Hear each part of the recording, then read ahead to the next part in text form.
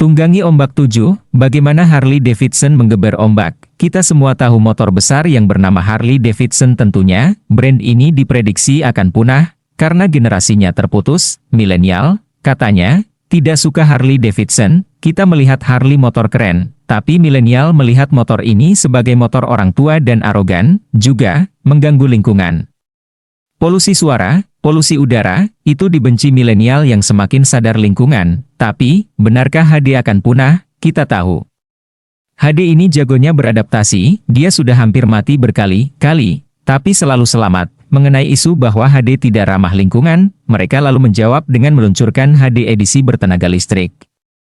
Dengan suara yang tak terlalu bising, dan sesuai standar emisi, bagi penggemar generasi lama, mereka sebal. Ciri khas Harley adalah suaranya, orang beli Harley beli suara, gimana kalau suara itu hilang karena mesin kini bertenaga listrik? Tapi itulah zaman, dan manajemen Harley Davidson telah terbukti selamat dari ancaman kematian beberapa kali. Kita balik sekilas, perusahaan ini di awal abad 20 di tahun 1920 pernah mengalami puncak kejayaannya di mana satu tahun produksinya bisa mencapai 60.000 unit dan produknya laku bak kacang goreng. Bayangkan, di tahun segitu loh, sehingga dunia memberinya label, The Biggest Company in the World, karena sudah menyebar di 68 negara. Tahun 1920-an negara belum sebanyak sekarang, saat ini negara hampir 2 kali lipat dari dunia di tahun 1920-an tersebut, namun pada saat Great Depression tahun 1930, Harley Davidson nyaris bangkrut karena dalam satu tahun hanya bisa membuat 1.500 motor dan yang laku terjual hanya 300-an motor. Keempat pendiri Harley Davidson berpikir keras untuk bisa melewati masa Great Depression tersebut dan mereka kembali kepada apa yang mereka jago lakukan, yaitu desain. Mereka menggunakan nama Harley Davidson sebagai brand atau merek dagang. Hal ini belum dikenal di masa itu, strategi yang baru dikenal di dunia kala itu. Ini adalah terobosan bisnis yang genuine yang asli yang unik. Mereka mendesain jaket kulit, jaket motor dan aksesoris busana penampilan seorang biker. Ide revolusi tersebut ternyata membuat pasar meluas. Mereka yang tidak punya motor Harley pun mengenakannya. Gaya, rebel, macho, dan bad boy adalah gaya yang agak mainstream. Masa itu, ikon Hollywood mengenakan style tersebut dan ini adalah promosi gratis, dan membuat Harley Davidson berkibar kembali. Harley bisa survive bukan menjual motor namun menjual aksesoris yang bahkan tidak related, berhubungan dengan motor besar tersebut seperti busana. Di masa Perang Dunia Kedua Harley yang sedang berusaha kembali menapaki kejayaan motornya mendapatkan order dari militer sebanyak 90.000 unit setiap tahunnya untuk suplai kendaraan untuk Perang Dunia Kedua itu, dan disinilah Harley kembali berjaya dan ternyata juga tidak bertahan lama. Kembali di tahun 50-an semasa sesudah Perang Dunia tersebut kembali Harley mengalami masa suram, kebangkrutan kedua, padahal perekonomian membaik namun kompetitor sejenis mulai muncul, sang raja yang tidak terbiasa berkompetisi mendadak memiliki banyak lawan tanding, lawannya bukan motor saja namun mobil, sedan Impala, Mustang, Corvette, Bel Air dan banyak lagi mobil bermunculan dan menimbulkan euforia baru.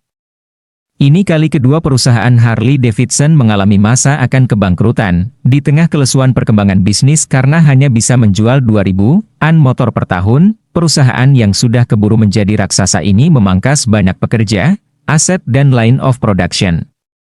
Itu pun hanya membuat raksasa gemuk menjadi langsing namun tetap tidak bisa bertahan dan mulai menyetop produksi bukan saja mengurangi, dan hal ini didengar oleh para biker penggemar Harley Davidson yang telah banyak membentuk gang motor atau kelompok pengendara Harley Davidson, pastinya mereka tidak mau melihat Harley Davidson tutup.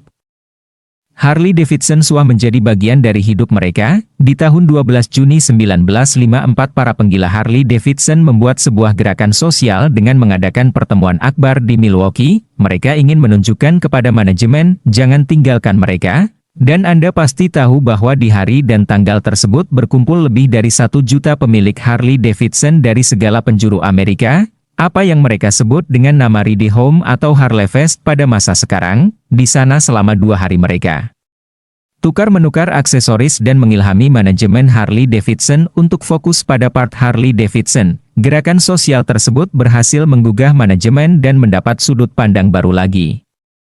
Mereka membuat edisi luxury dan customs. Mereka membuat aksesoris untuk mentailor membuat unik masing-masing motor menjadi berkarakter sendiri-sendiri private sesuai dengan pemiliknya. Harley agama baru, inilah yang membuat Harley Davidson akhirnya survive dan bertahan lama. Mungkin lebih lama dari apa yang kita bisa bayangkan karena Harley Davidson merubah mindset pemilik, penggemarnya menjadi sebuah agama baru. Harley adalah spiritual journey, begitu merek sudah menjadi agama. Baca, Way of Life, maka kecintaan loyalitasnya tidak diragukan lagi. Saat ini ada lebih dari 1.500 klub motor Harley Davidson yang memiliki lebih dari 500.000 member yang diantara mereka satu dengan yang lain tercipta ikatan batin yang kuat sekali.